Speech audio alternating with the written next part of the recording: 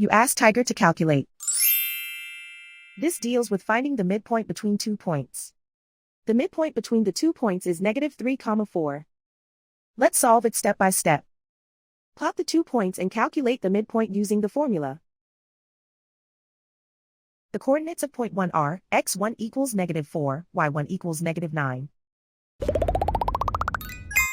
The coordinates of point 2 are x2 equals -2, y2 equals 17. PM represents the midpoint of the 2 points.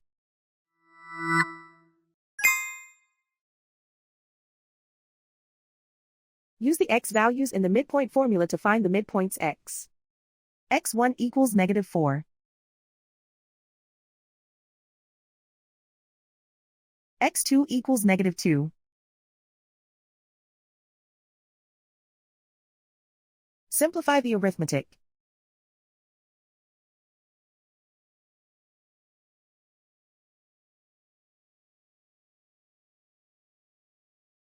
Use the y values in the midpoint formula to find the midpoints y. y1 equals -9.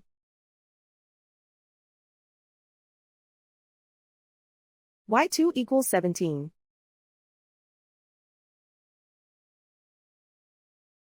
Simplify the arithmetic.